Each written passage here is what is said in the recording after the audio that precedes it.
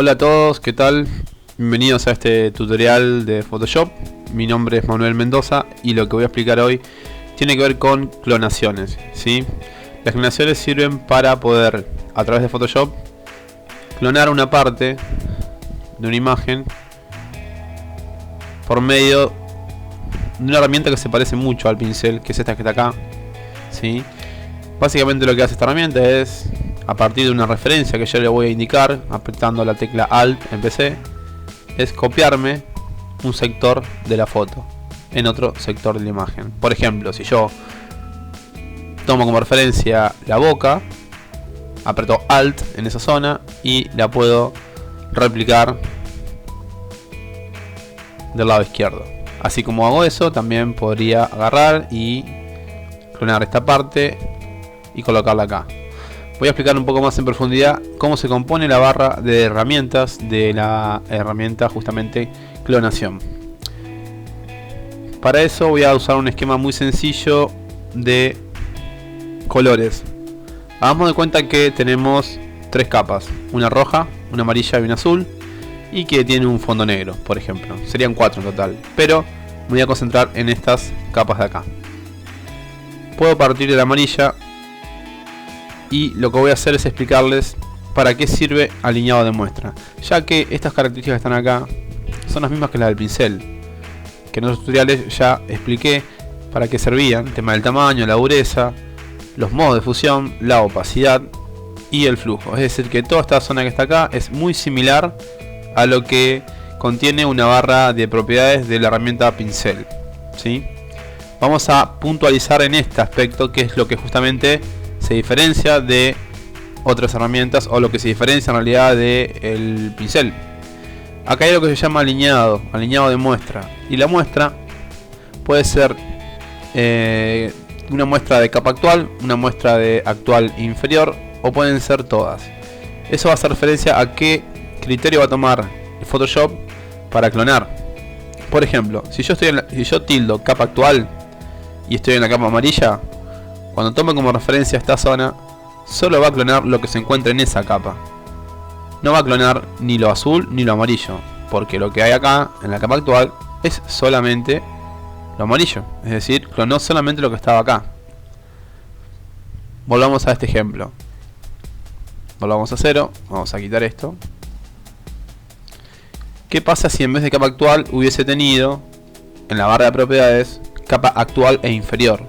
Capa actual e inferior significa que va a copiar todo lo que esté en la capa en la cual estoy parado, en la capa en la cual estoy seleccionando, y va a copiar todo lo que haya inferior a ella, sea una o varias capas, ¿sí? Entonces pico aquí y cuando voy clonando tomó la capa amarilla y la capa roja. Y también van a ver que tomó el fondo. Si yo descliqueo estas dos capas, las tres capas, veo que también clonó el fondo. Es decir, clonó la roja y clonó el fondo, pero no clonó la capa azul. Si nosotros queremos que clone todo, lo que tendríamos que hacer es tildar justamente en la tercera opción.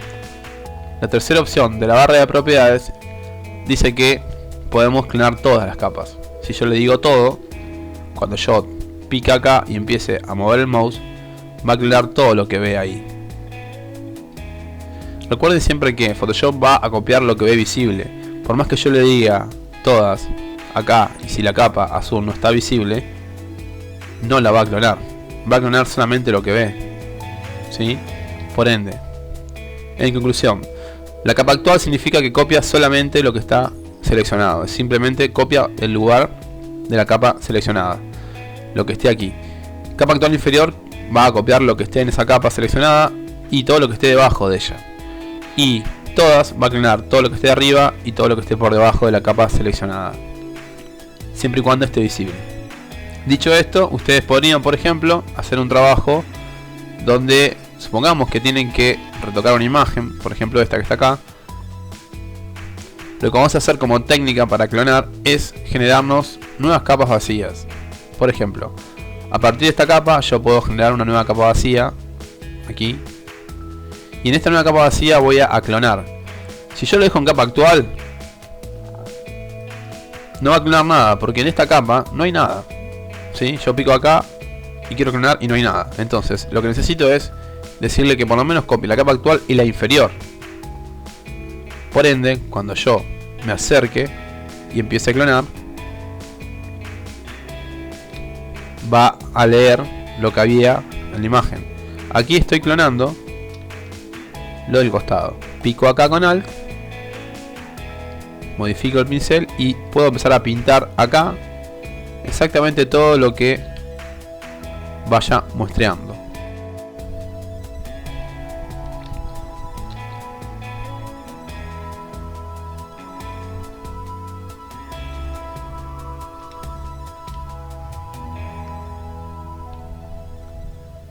La técnica acá va a consistir en ver qué es lo que coincide. En este caso, esta textura que está acá a la izquierda es lo que debería coincidir con esto que está acá.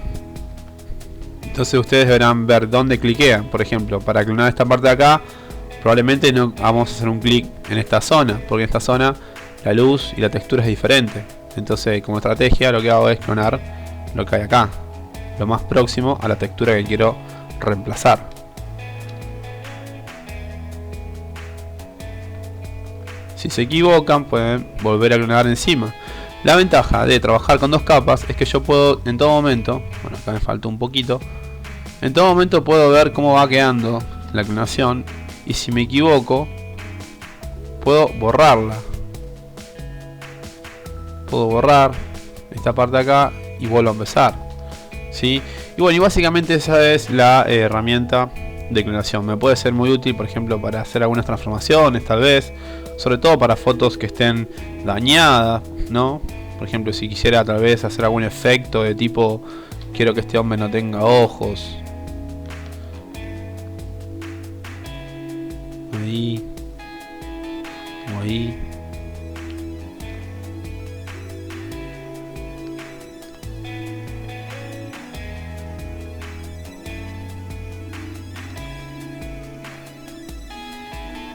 Y después podría con la goma ir quitando las partes por ahí que están como un poco duras. Por ejemplo acá. Y ahí. Entonces poder hacer como un engaño más óptico. Y bueno, eso dependerá un poco de la imaginación de ustedes, de cuántas cosas pueden hacer con la herramienta de clonación. Hay otra herramienta que es ideal para, por ejemplo, lo que es maquillaje. Si quieren quitar alguna imperfección o lo que ustedes quieran de la piel. Voy a pincel corrector puntual, y el pincel corrector puntual lo que va a ir haciendo es ir interpretando el entorno y ir modificando la textura. Acá también tienen una barra de propiedades un poco similar a la anterior. Si yo le tildo muestrear todas las capas, va a interpretar todas las capas y voy a poder ir quitando arrugas y demás cosas.